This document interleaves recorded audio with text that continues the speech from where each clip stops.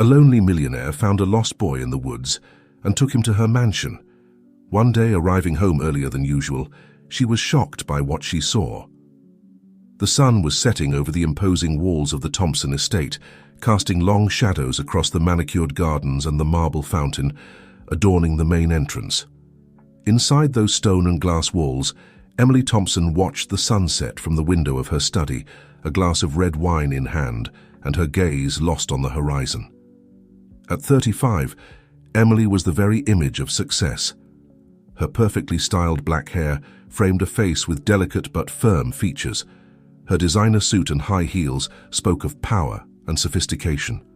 However, her brown eyes, usually bright and astute, reflected a deep melancholy. "Miss Emily," Carmen's voice, the housekeeper, interrupted her thoughts. "Dinner is served." Emily turned slowly, nodding with an almost imperceptible gesture. "Thank you, Carmen, I'll be down in a moment." When the door closed, Emily sighed deeply. Another day, another lonely dinner in the grand dining room. Her gaze fell on a photograph on her desk, herself much younger, smiling, embracing an older woman who shared her same brown eyes. "Mom," she murmured, brushing her fingers across the glass of the frame. The contrast between that image and the current reality was heartbreaking. Margaret Thompson, once a vivacious and loving woman, now wandered the halls of the mansion, lost in the labyrinths of her mind, a victim of Alzheimer's that advanced without mercy. Emily set the glass on the desk and headed to the dining room. Her steps echoed in the wide hallways, accentuating the loneliness that permeated every corner of that luxurious prison. The dining room, with its long mahogany table capable of seating 20, seemed to mock her. A single plate awaited her at the head, accompanied by silver cutlery and a crystal glass. "Do you need anything else, miss?" asked Carmen, while serving dinner. "No, thank you, Carmen. You may retire." When the housekeeper left, Emily looked at the plate in front of her. Despite the exquisiteness of the dish prepared by one of the best chefs in the city, she felt no appetite. Her mind wandered, as it did every night, through memories of better times. She remembered the family dinners of her childhood, full of laughter and conversations. Her father, Robert Thompson, always told anecdotes about his business, while her mother listened attentively, occasionally interrupting with witty comments that made everyone laugh. Now silence was her only company. Emily picked at her food without enthusiasm, more out of habit than hunger. When she finished, she got up and headed to her mother's room. Margaret was sitting by the window, her gaze lost in the night garden. Emily approached slowly, her heart constricting. "Mom, how are you today?" she asked softly, kneeling beside her. Margaret turned her head slowly, her eyes wandering without really focusing on her daughter. "Who? Ah, yes, the pretty girl," Margaret murmured with an absent smile. Emily felt a lump form in her throat. The pretty girl was how her mother used to call her when she was little. For a moment, a glimmer of hope shone in her heart, but it vanished as quickly as it had appeared. "Yes, Mom, it's me, Emily," she responded, taking Margaret's hand in hers. "Emily, pretty name," said Margaret, turning her gaze back to the window. "Have you seen Robert? He should have arrived from work by now." Emily's heart clenched. Her father had passed away 5 years ago, but for Margaret, trapped in the recesses of her fragmented memory, Robert was still alive, perpetually late from work. Dad will be home soon, Mom," Emily lied, holding back tears. "Do you want me to read to you a bit before bed?" Margaret nodded distractedly. Emily took a book from the nightstand and began to read aloud, as she did every night, hoping that the words could somehow penetrate the fog that enveloped her mother's mind. Later, when Margaret finally fell asleep, Emily left the room, closing the door carefully. In the hallway, she leaned against the wall, letting the tears flow freely. How was it possible to feel so alone while surrounded by so much? The mansion, the servants, the company. Everything seemed so empty, so meaningless without the love and connection she had once known. Wiping away her tears, Emily headed to her room. Tomorrow would be another day of meetings, important decisions, and overwhelming responsibilities. Another day of pretending to be strong while feeling increasingly empty inside. As she prepared for bed, Emily looked out the window at the forest surrounding the property. The full moon illuminated the trees, creating mysterious shadows. For a moment, she felt the urge to go out, to lose herself among those trees, to escape the golden cage her life had become. She shook her head, dismissing those thoughts. She had responsibilities, a company to run, a mother to care for. She couldn't afford the luxury of dreaming of impossible escapes. She got into bed, aware that sleep would be slow in coming, as always. In the darkness of her room, Emily Thompson, the woman who had everything, felt poorer than ever. What she didn't know was that fate was about to take an unexpected turn. In the heart of the forest under the same moon she contemplated, a small intruder was about to change her life forever.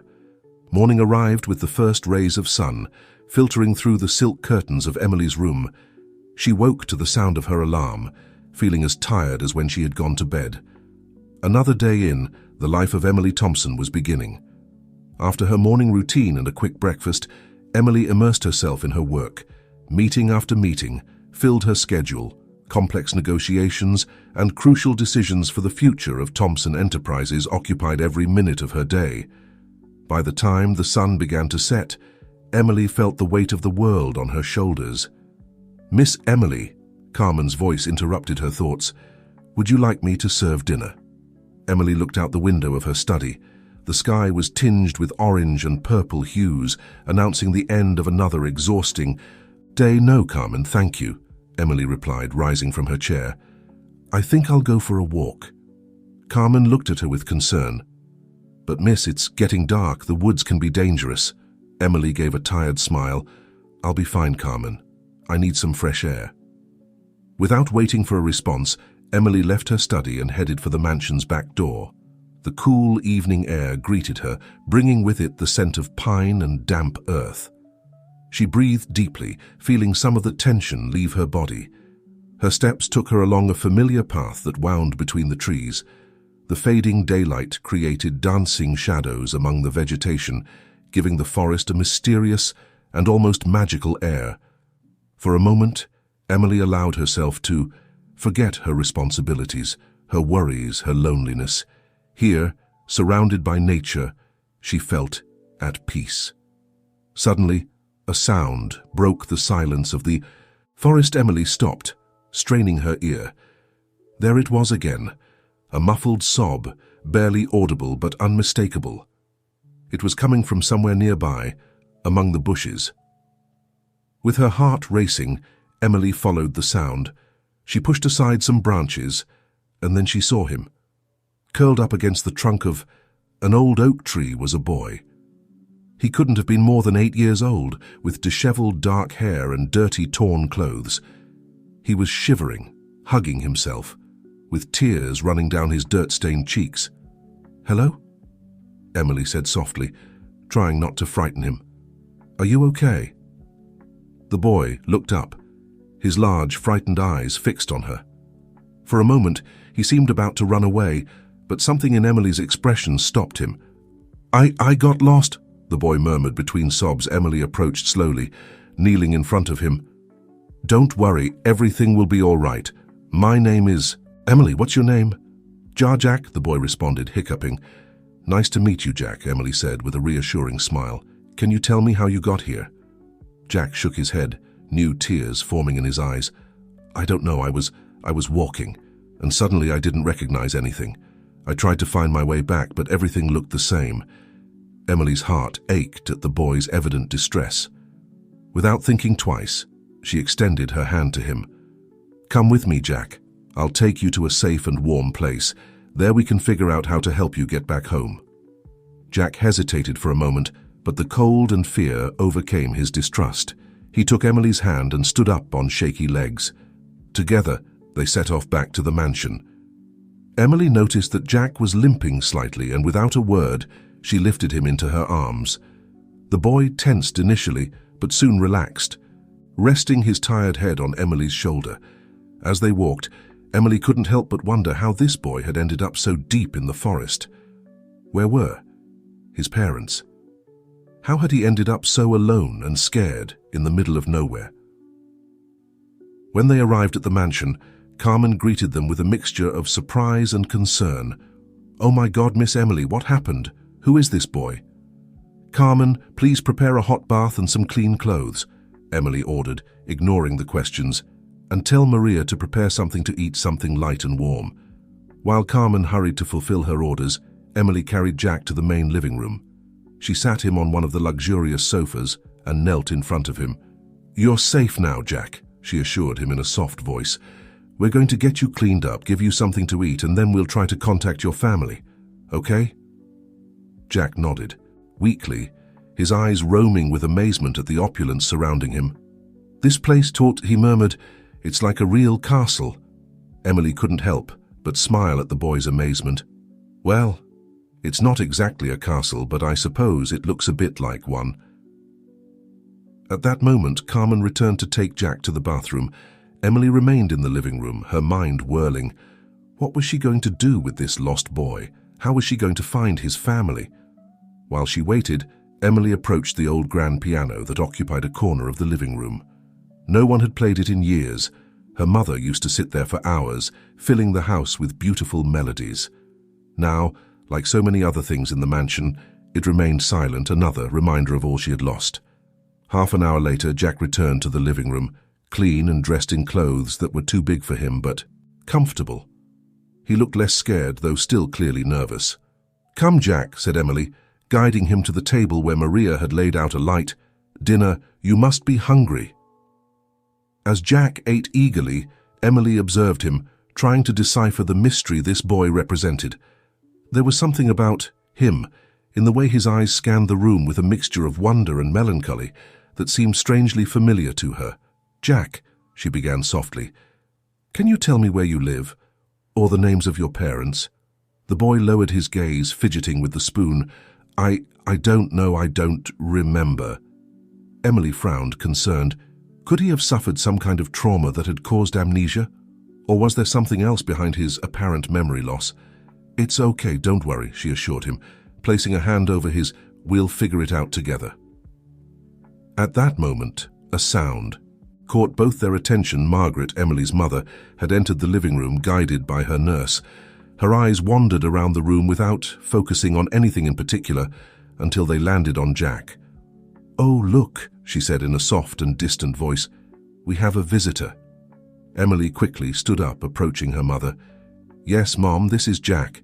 He'll be staying with us for a while." Margaret smiled vaguely in the boy's direction, before her attention was captured by the piano in the corner. "Music," she murmured. "There used to be music here." Emily felt a pang of pain in her chest. "Yes, Mom, you used to play the piano, remember?" But Margaret had already lost the thread of the conversation, her gaze once again lost in the distance. The nurse gently guided her out of the living room, leaving Emily with a feeling of loss that never seemed to diminish. When she turned back to Jack, she noticed that the boy was looking at the piano with curiosity. "Do you like music, Jack?" she asked, trying to keep the sadness out of her voice. To her surprise, the boy's eyes lit up. "I love it," he said with the first hint of enthusiasm Emily had seen in him. "Can I?" He timidly pointed towards the piano. Emily nodded. Intrigued, Jack got up and approached the instrument with a mixture of reverence and excitement. He sat on the bench, his feet barely touching the floor, and for a moment simply caressed the keys with his small fingers, and then, to Emily's absolute amazement, he began to play. The melody that emerged from the piano was beautiful and complex, far beyond what one would expect from a child his age.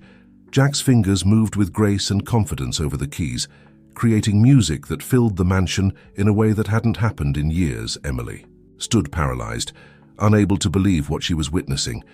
Who was this boy? Where did he come from? And above all, how was it possible that he could play like that?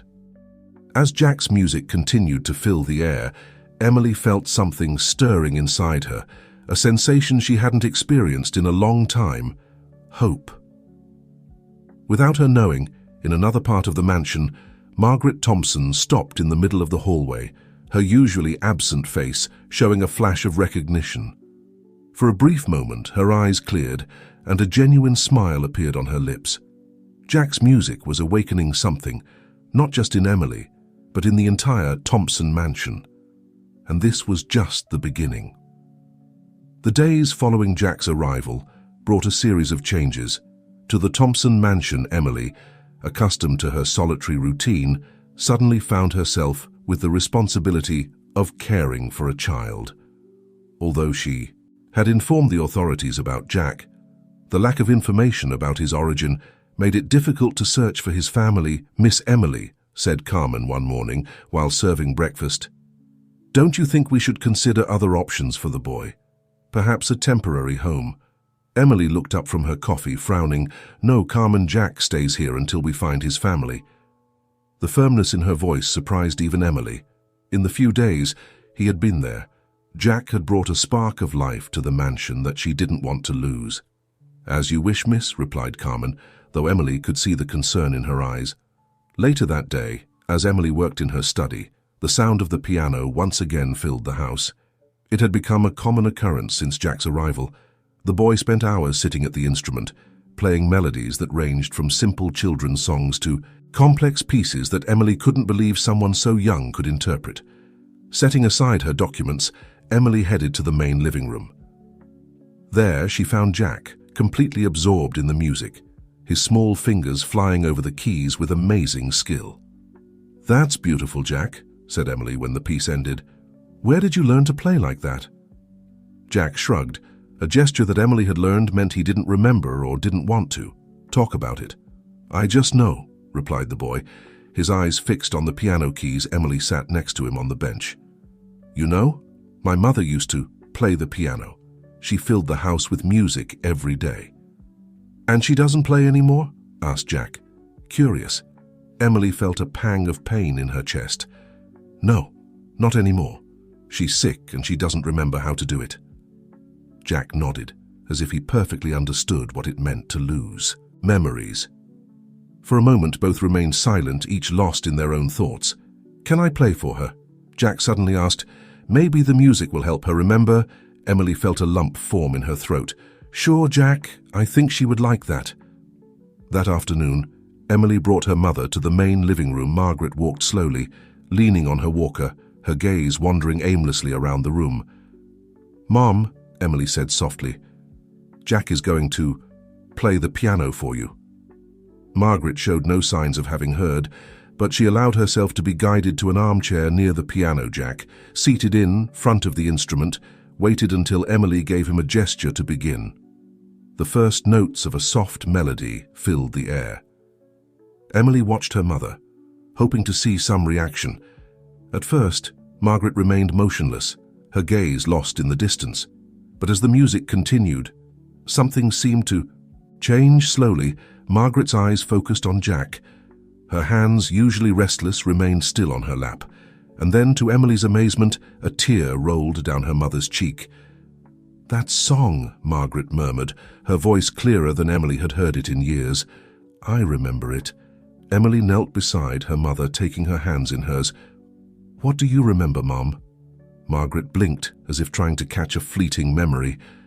"I used to play it for you when you were little." Emily's heart skipped a beat. It was true. Now she remembered that melody had been her lullaby, the one her mother played every night before bed. How is it possible that Jack knows it? Emily wondered aloud. As the music continued, Margaret began to hum softly, following the melody. Her eyes, usually clouded by confusion, seemed clearer, more present. "Emily, my pretty girl," Margaret suddenly said, looking directly at her daughter. "Why are you crying?" Emily hadn't realized that tears were running down her cheeks. "I'm happy, Mom," she replied, gently, squeezing Margaret's hands. "Very happy."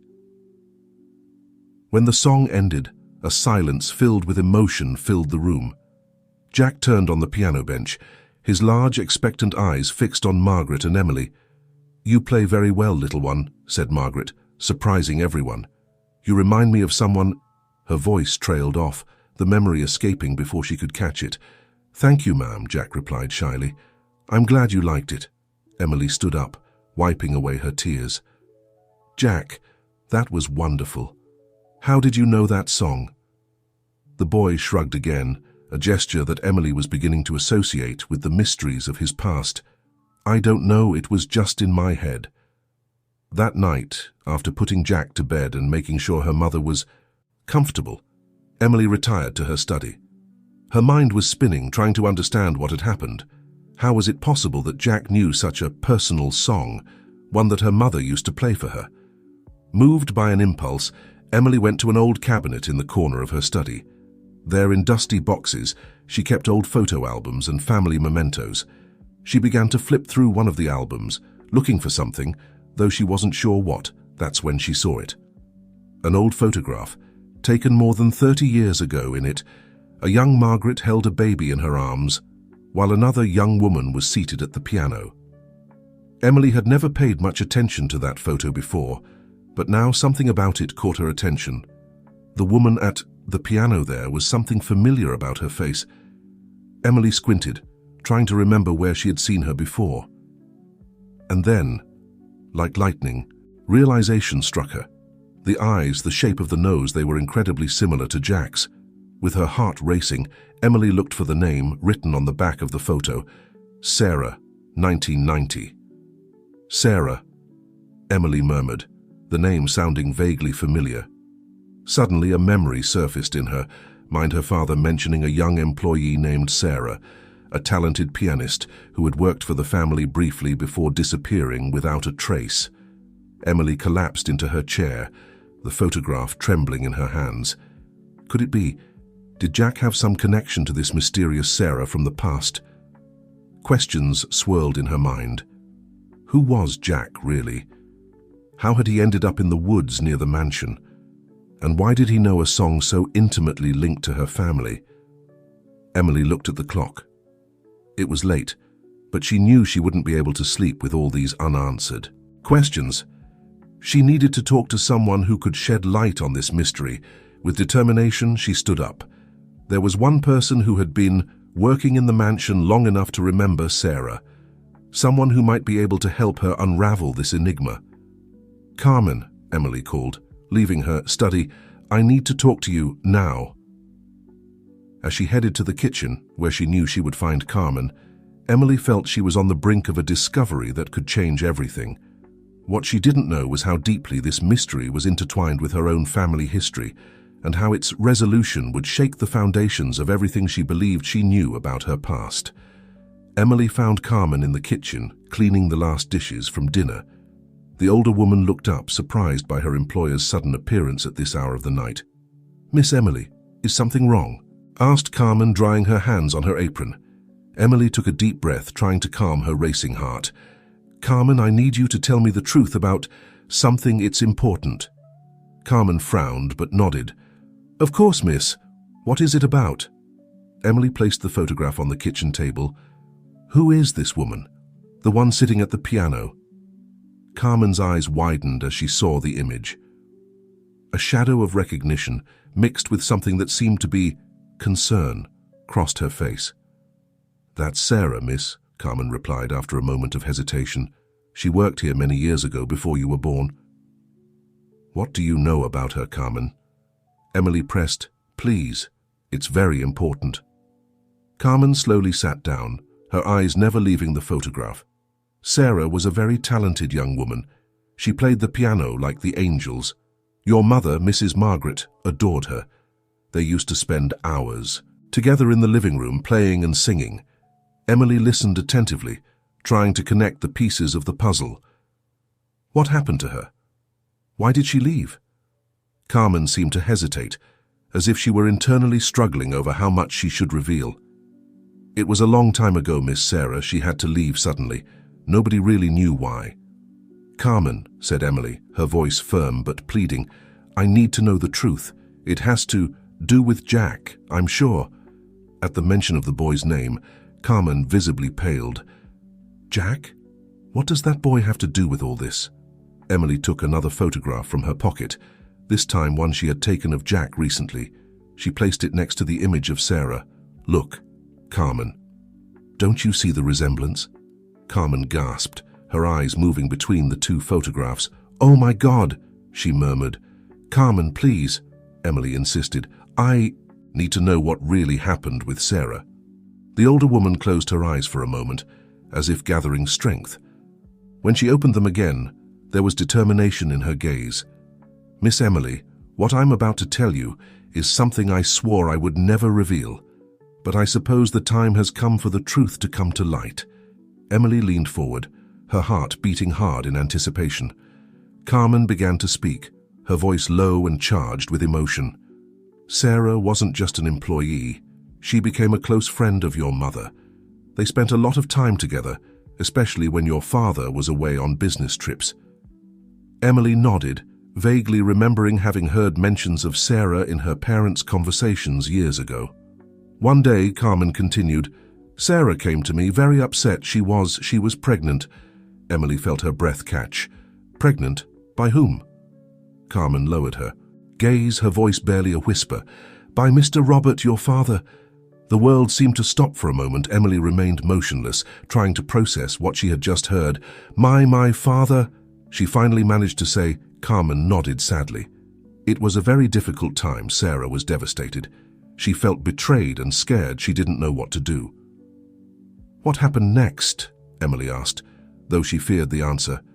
"Your father, he wanted Sarah to leave, to disappear," said Carmen, disapproval clear in her voice. "He offered her money to go away and never come back, but Sarah refused. She loved her baby and didn't want to abandon it." Emily felt her head spinning. Everything she believed she knew about her family, about her father, was crumbling. "And my mother, did she know?" Carmen shook her head. "Not at that time. Sarah didn't want to hurt her, but one night your mother overheard them arguing. She found out everything." Emily closed her eyes, imagining the pain and betrayal her mother must have felt. "What did my mother do?" she asked quietly. "Surprisingly, she supported Sarah," Carmen replied. "Your mother always had a kind heart. She was hurt, of course, but she didn't blame Sarah. Instead, she confronted your father." Emily opened her eyes, surprised. She had never imagined her mother, always so docile and compliant, confronting her dominant father. "It was a terrible night," Carmen continued. "There was shouting, crying. Your father was furious. He threatened to leave everything, to abandon the family if your mother insisted on supporting Sarah." "And then what happened?" Emily pressed. Though she feared the answer, Carmen sighed deeply. "Sarah disappeared the next day. She left in the middle of the night, without saying goodbye to anyone. Your mother was heartbroken. She tried to search for her but had no success. Your father forbade Sarah's name from being mentioned in the house again." Emily stood up from the chair, unable to remain seated. She walked to the window, looking out at the darkness of the garden as she tried to assimilate all this information. "Carmen," she finally said, her voice trembling, "do you think Jack could be Sarah and your father's son?" Carmen finished for her. "Yes, miss, I think it's very possible." Emily turned to look at Carmen, unshed tears shining in her eyes. "That would mean that Jack is your half-brother," Carmen confirmed softly. The silence that followed was heavy, laden with emotions and revelations that threatened to overwhelm Emily. Everything she believed she knew about her family, about her childhood, about herself, was being questioned. "Why did you never tell me, Carmen?" Emily finally asked, her voice barely a whisper. Carmen stood up, approaching Emily with an expression of deep regret. "I'm so sorry, miss. I made a promise to your mother. She wanted to protect you, to protect the family, but now—" She looked towards the door as if she could see Jack through it. "Now it seems that the past has found a way to come back to us." Emily nodded slowly, trying to process everything. Her mind was full of questions. Where had Sarah been all these years? How had Jack ended up alone in the forest? And what did all this mean for the future? "I need time to think," Emily finally said. "Thank you for telling me the truth, Carmen.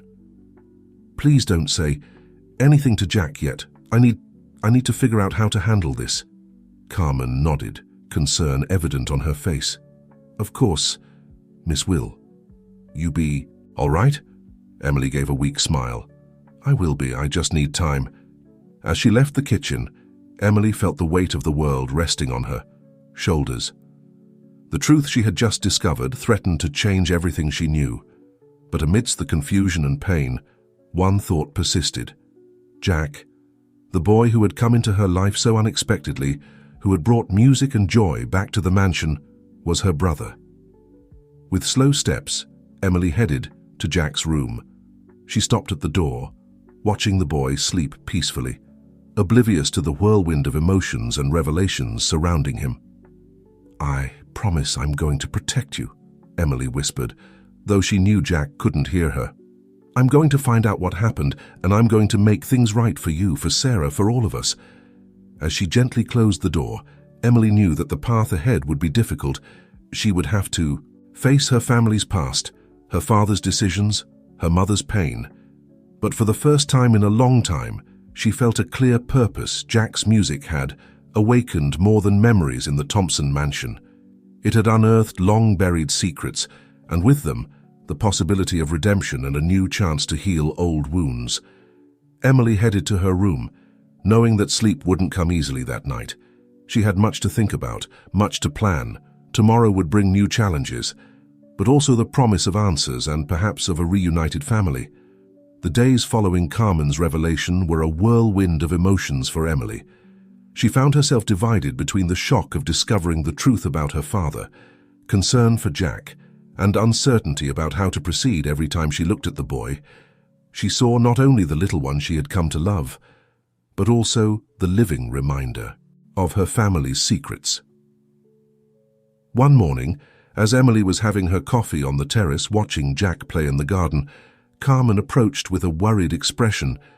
"Miss Emily," she began cautiously, "have you thought about what you're going to do regarding the situation?" Emily sighed, setting her cup on the table. "I can't stop thinking about it, Carmen, but it's complicated. I can't just tell Jack that I'm his sister, that his mother disappeared years ago, and that his father—" She stopped, unable to finish the sentence. Carmen nodded understandingly.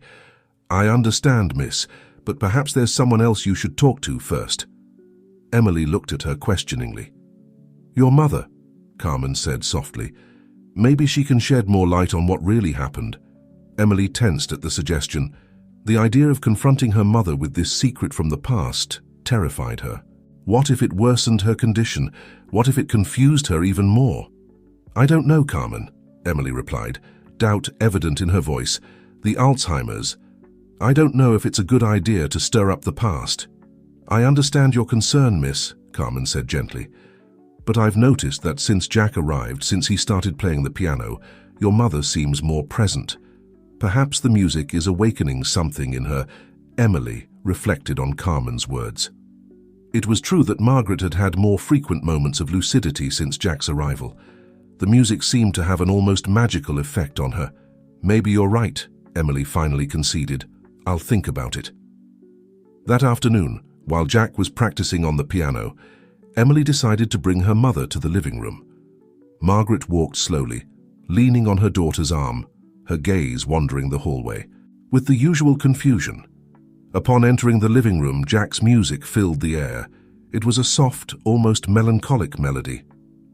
Margaret stopped, her eyes suddenly focusing. "That song," she murmured. "I know it." Emily felt her heart skip a beat. "Do you remember it, Mom?" Margaret nodded slowly. "Sarah used to play it. It was her favorite." Emily held her breath. It was the first time in years that her mother had mentioned Sarah on her own initiative. "Mom," Emily said softly, guiding Margaret to an armchair, "can you tell me about Sarah?" For a moment, Margaret seemed confused, as if she didn't understand the question. But then, as Jack's music continued, something seemed to clear in her gaze. "Sarah was like a daughter to me," Margaret began, her voice firmer than Emily had heard it in a long time. "So talented, so full of life, she filled this house with music and joy." Emily listened attentively, afraid to interrupt this rare moment of clarity.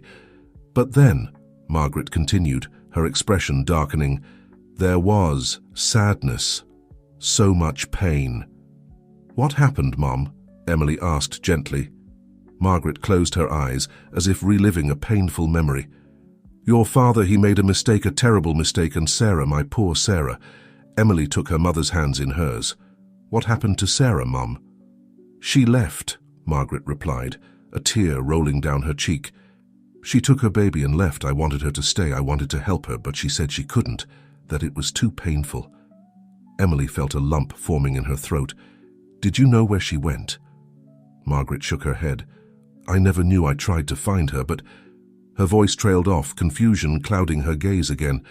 At that moment, Jack finished playing. The sudden silence seemed to pull Margaret. Out of her trance, she looked around, disoriented. Emily, what are we doing here? Emily took a deep breath, trying to control her emotions. Nothing, Mom. We were just listening to music. As she helped her mother return to her room, Emily felt her mind spinning. Margaret's words had confirmed Carmen's story, but they had also raised new questions. Where had Sarah gone? Why had she never tried to contact them? That night, after putting Jack to bed, Emily locked herself in her study. She pulled out old boxes of documents, searching for any clue that might lead her to Sarah. Bills, letters, old contracts, anything that might give her an idea of where to look. As she went through the papers, a yellowed envelope fell to the floor. Emily picked it up, noticing it was sealed on the front. In her mother's elegant handwriting was written, "For Emily, when the time comes." With trembling hands, Emily opened the envelope. Inside was a letter and a small key. "My dear Emily," the letter began, "if you're reading this, it's because the past has found a way to reach us. There are things you need to know, truths I've kept for too long." Emily collapsed into her chair. Absorbing every word of her mother's letter, Margaret had foreseen that this day would come and had left instructions, explanations, and most importantly, an address. The last line of the letter made Emily's heart race. "Find Sarah. She has the answers you need. And remember, love can heal even the deepest wounds." Emily looked at the small key that accompanied the letter. She knew it was the first step towards the truth, towards resolving the mysteries surrounding her family. With determination, she picked up her phone and dialed a number. "Arthur, it's Emily Thompson I need. Your help to find someone..."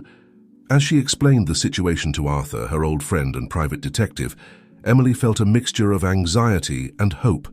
She was about to embark on a journey that could change everything, a journey into a past full of secrets and towards an uncertain future. She looked towards the door of her study, thinking of Jack sleeping at the end of the hallway. "I'm going to uncover the truth," she promised herself. "For you, for Sarah, for all of us." What Emily didn't know was that her actions were about to trigger a series of events that would shake the foundations of her world and bring to light secrets even deeper than she had ever imagined. The following days were a whirlwind of activity for Emily. While waiting for news from Arthur, she immersed herself in the task of unraveling her family's past. Every night, after Jack went to sleep, Emily spent hours in her study, reviewing old documents, photographs, and letters. One afternoon, while Jack was practicing on the piano, Emily's phone rang. It was Arthur. "Emily, I think I've found her," he said without preamble. "Sarah Miller. She lives in a small town a few hours from the city." Emily's heart skipped a beat. "Are you sure?" "Pretty sure," Arthur replied. "The details match. She works as a music teacher at the local school. And there's something else." He paused. "She has a son." Emily closed her eyes, trying to process the information. "Thank you, Arthur. Send me the address. I'll go myself." After hanging up, Emily remained motionless for a moment, overwhelmed by the magnitude of what she was about to do. Finally, she headed to the living room where Jack was still playing Jack. She said softly, interrupting his practice, "I need to talk to you."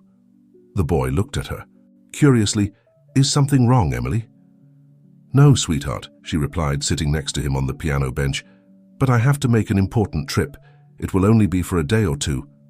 Jack lowered his gaze, his fingers nervously fidgeting with the keys. "Are you going to look for my family?" The question took Emily by surprise. "Why do you think that?" Jack shrugged.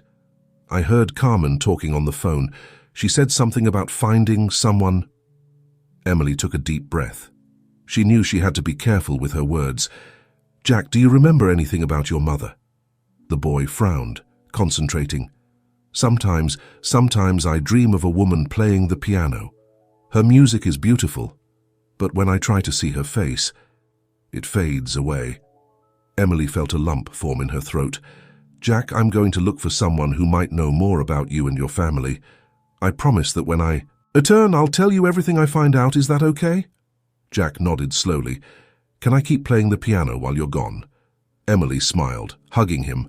Of course you can. Your music is a gift to everyone in this house.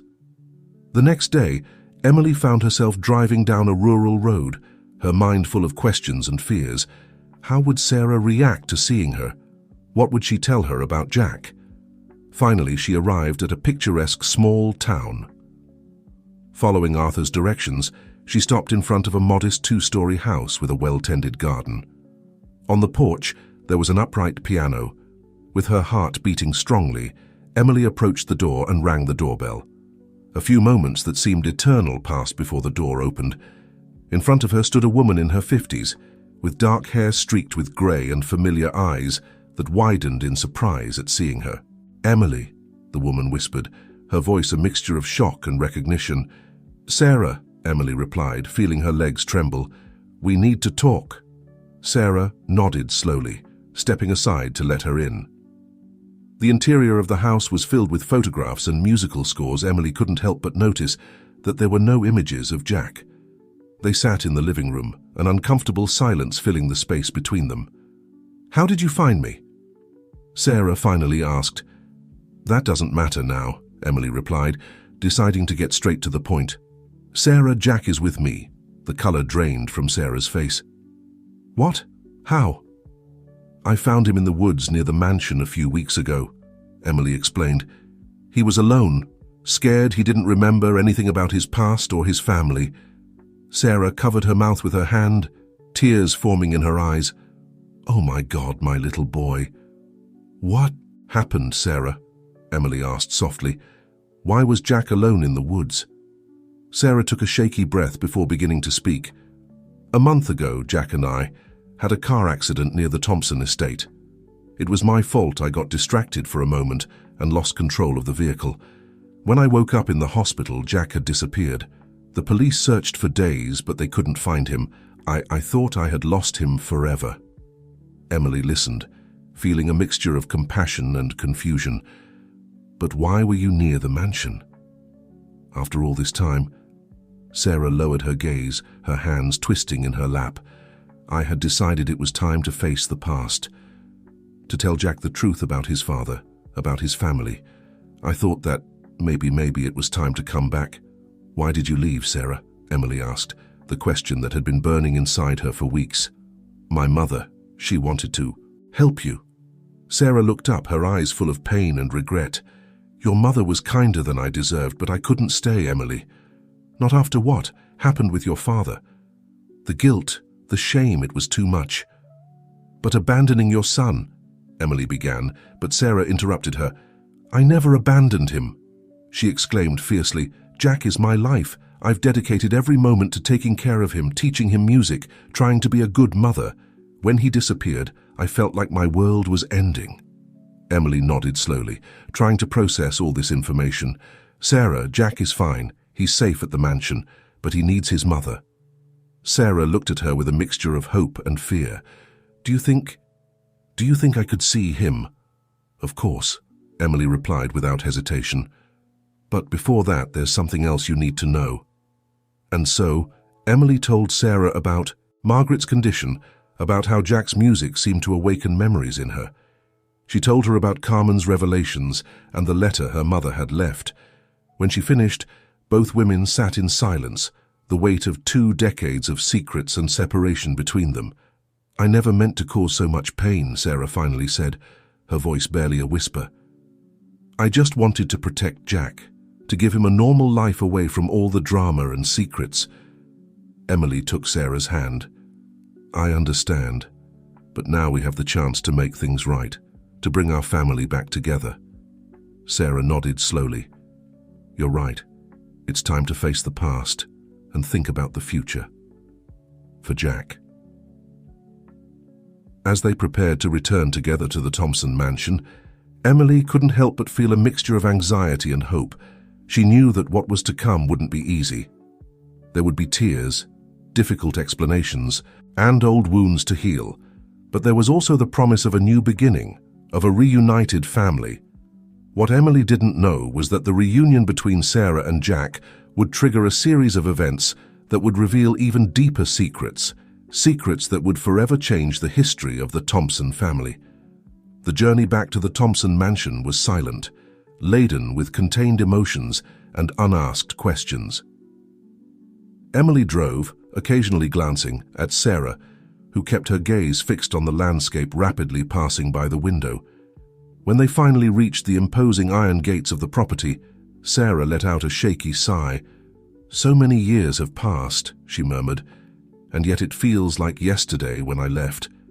Emily parked the car in front of the main entrance. "Sarah," she said softly, "are you ready for this?" Sarah nodded, though apprehension was evident on her face. "I have to be for Jack." They entered the mansion, the echo of their footsteps resonating in the foyer. Carmen appeared immediately, her eyes widening in surprise at seeing Sarah. "My goodness," the housekeeper whispered. "Sarah, it really is you." Sarah gave a timid smile. "Hello, Carmen. It's been a long time." Before they could say more, the sound of the piano filled the air. The melody, soft and melancholic, seemed to float from the main living room. "It's Jack," Emily said, noticing how Sarah tensed at the sound. "Do you want—" Sarah nodded, unable to speak. They followed the sound to the living room, where they found Jack sitting at the piano, completely absorbed in his music. For a moment, no one moved. Sarah watched her son. Silent tears running down her cheeks, Emily could see the longing, love, and fear mixed in the woman's expression. Finally, as if sensing someone else's presence, Jack stopped playing and turned around. His eyes fell first on Emily, then on the stranger standing beside her. "Jack," Emily said softly, "there's someone I want you to meet." Sarah stepped forward, her voice barely a whisper. "Hello, my love." Jack stared at her intently, a spark of recognition shining in his eyes. You're the woman from my dreams, the one who plays the piano." Sarah choked back a sob, nodding. "Yes, sweetheart, it's me, I'm your mum." For a moment, Jack seemed frozen in place. Then slowly he got up from the piano bench and approached Sarah. He raised a hand, gently touching his mother's face, as if wanting to make sure she was real. "Mom," he murmured, and suddenly he threw himself into Sarah's arms. The room filled with tears and laughter, intermingled as mother and son embraced, years of separation dissolving in this moment of reunion. Emily watched the scene with a mixture of joy and a touch of sadness. She was happy for Jack, but she couldn't help feeling a pang of loss. In the past few weeks, she had grown deeply fond of the boy. As mother and son reunited, a movement at the living room door caught Emily's attention. Margaret was there, leaning on her walker, her eyes fixed on the scene before her. "Mom," Emily said, approaching her, "what are you doing here?" Margaret didn't respond. Immediately, her gaze remained fixed on Sarah and Jack. "The music," she finally murmured. "It brought me here." At that moment, Sarah looked up and saw Margaret. The color drained from her face. "Mrs. Margaret," she said, her voice trembling. Margaret blinked, as if coming out of a trance. Her eyes focused on Sarah, and for a moment she seemed confused. Then, to everyone's surprise, a smile spread across her face. "Sarah, my girl," Margaret said, her voice clearer than Emily had heard it in years. "You've come back." Sarah slowly stood up, Jack still clinging to her hand.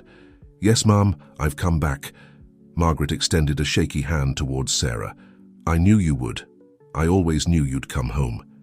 Emily watched the scene in amazement. Her mother seemed more lucid than ever, as if Sarah's presence and Jack's music had cleared the fog of Alzheimer's, if only momentarily. "Mom," Emily said softly, "do you remember Jack?" Margaret looked at the boy, her smile widening. "Of course I do. The little pianist, he has his mother's fingers and his father's eyes." The mention of Jack's father fell like a bomb in the room. Sarah visibly tensed, while Emily felt a knot form in her stomach. "Mrs. Margaret," Sarah began, but Margaret interrupted her. "No, dear, no more secrets," Margaret said, her voice surprisingly firm. "It's time for the truth to come to light. The whole truth." Emily looked at her mother with a mixture of surprise and apprehension. "What do you mean, Mom?" Margaret took a deep breath, as if gathering strength. "There's something everyone needs to know. Something I've kept for far too long." The room fell silent, the tension palpable in the air. Jack looked at the adults with confusion, not fully understanding what was happening. Margaret straightened up as much as she could, her gaze sweeping over the faces of everyone present. "The night Sarah left," she began, "something else happened, something that changed everything." Emily felt her heart beating hard. What else could there be? What secret could be so big that her mother had kept it all these years? Margaret closed her eyes for a moment, as if reliving a painful memory. When she opened them again, there was determination in her gaze. "Robert is not Jack's father," she finally said. The revelation fell like lightning in the room. Sarah gasped, bringing a hand to her mouth. Emily remained motionless, trying to process what she had just heard. But how? Emily finally managed to say, "We thought, Dad." Margaret shook her head. "Everyone assumed it, even Sarah, but the truth is much more complicated." Sarah stepped forward, her face pale. "Mrs. Margaret, I don't understand. Who is Jack's father then?" Margaret looked at Sarah with a mixture of compassion and regret. "Jack's father is someone we all knew well, someone who was always close, but whom no one suspected." Emily felt the world spinning around her. Who else could be Jack's father? And why had her mother kept this secret for so long? Margaret took another deep breath, preparing to reveal the last and most shocking secret. "Of all Jack's father," Margaret said, her voice barely a whisper, "is my brother your Uncle Richard, Emily." The silence that followed this revelation was deafening. Emily felt like she couldn't breathe.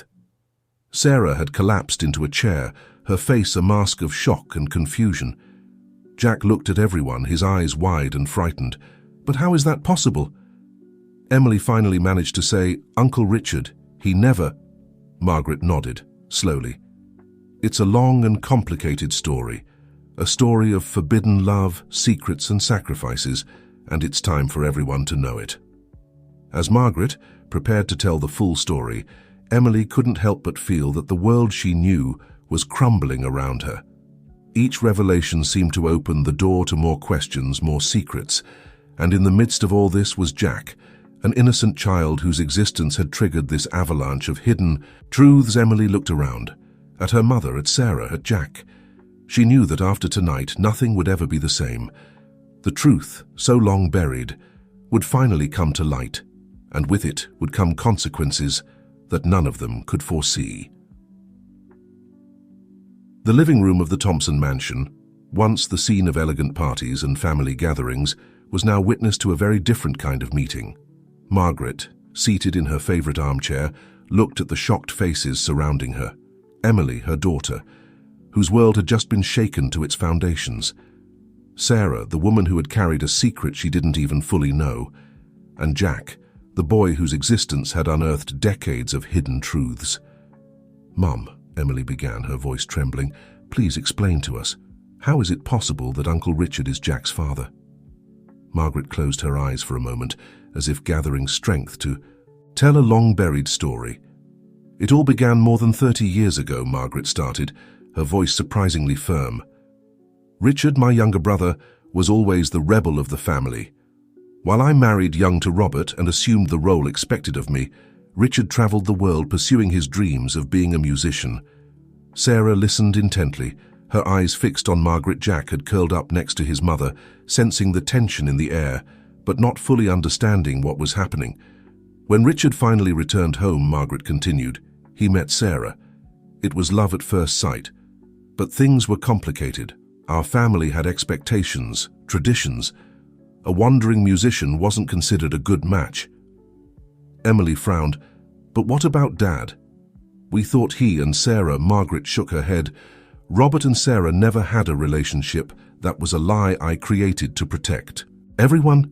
Sarah gasped, her eyes widening in surprise. You lied for me." Margaret nodded slowly. "Richard and you loved each other deeply, but I knew my family would never approve. When we discovered you were pregnant, Richard wanted to face everyone, to fight for your love. But her voice broke. I was afraid of what might happen, of how it would affect the family business, our reputation. Emily felt her head spinning. Her entire life, everything she believed she knew about her family, was crumbling before her eyes. "What did you do, Mom?" she asked quietly. Margaret took a deep breath. "I convinced Richard to leave. I told him it was best for Sarah, for the baby.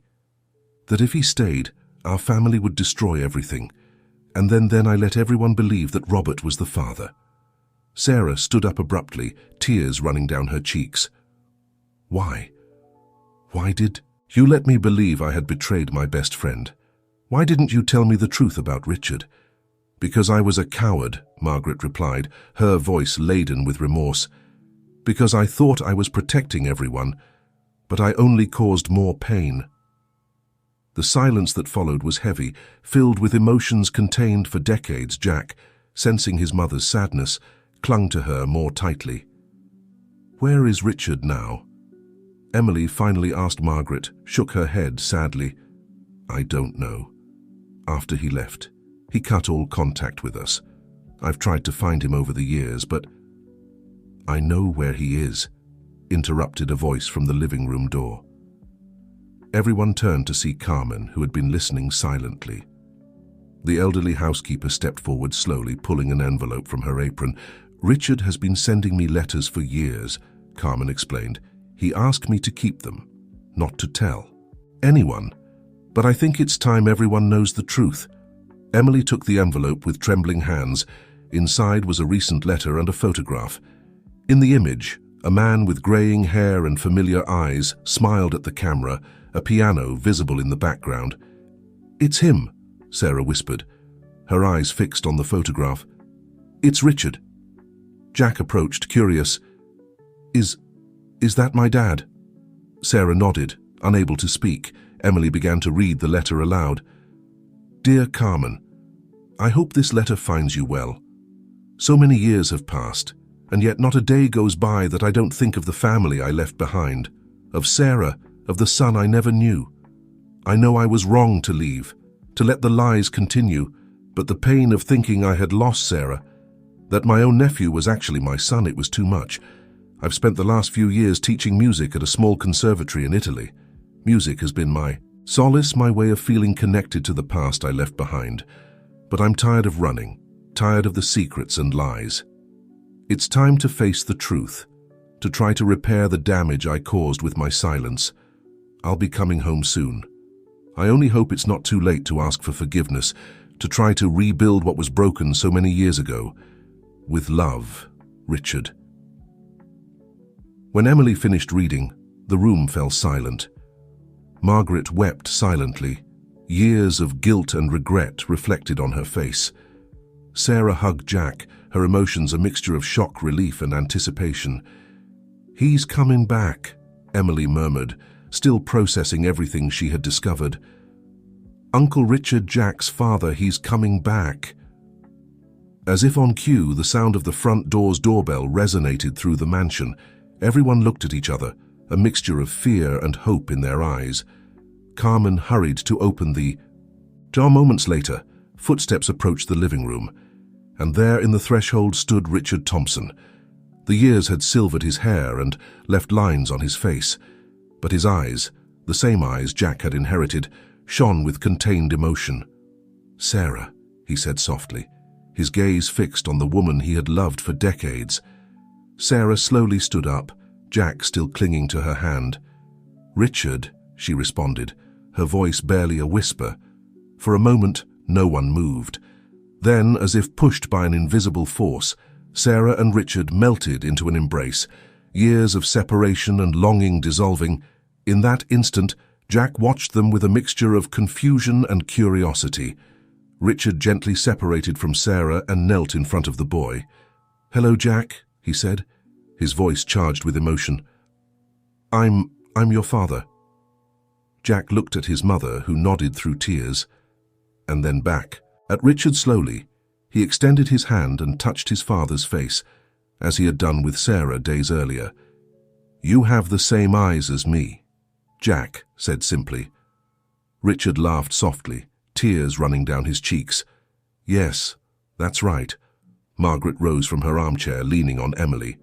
"Richard," she said, her voice trembling. "Brother, I'm so sorry." Richard stood up, facing his sister. For a moment, the tension in the air was palpable. Then, to everyone's surprise, Richard hugged Margaret. "I'm sorry too," he said. "I'm sorry I ran away, that I let you carry all of this alone." Emily watched the scene, feeling her heart fill with an emotion she couldn't name. It was as if all the pieces of a long, incomplete puzzle were finally falling into place. "There's so much to say, so much to explain," Richard said, looking at everyone present. "But first, there's something I need to..." So he approached the piano, the instrument that had been a silent witness to so many crucial moments in the Thompson family's history. His fingers caressed the keys reverently. "This is a song I composed years ago," he explained. "A song about lost love, family, and the hope of reunion." And then Richard began to play. The melody that filled the room was beautiful and melancholic, laden with years of repressed emotions. But as it progressed, it transformed, becoming brighter, more hopeful. Jack, as if drawn by an invisible force, approached the piano. Without a word, he began to play alongside his father, his small hands perfectly complementing Richard's melody.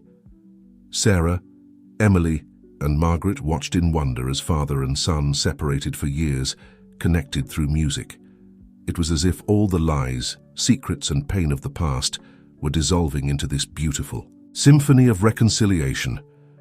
As the music filled the Thompson mansion, Emily felt something change in the air. The ghosts of the past, the shadows of long-kept secrets, seemed to fade with each note. She looked around at her mother, whose face reflected a peace she hadn't seen in years, at Sarah, whose tears were now of joy, at Richard and Jack united in music, and she knew deep in her heart that although the path to healing would be long, they had taken the first step. The Thompson mansion, which for so long had been a place of secrets and silences, now resonated with the promise of a new beginning, a symphony of forgiveness, love, and hope that would mark the start of a new chapter in their lives. As the last note faded into the air, Emily knew that finally they had found the melody that would guide them towards the future. A future where secrets would no longer have a place, where love and truth would prevail over fear and lies. And so, in the heart of the Thompson mansion, a new story began to be written. A story of redemption, of second chances, and of the unbreakable strength of family love.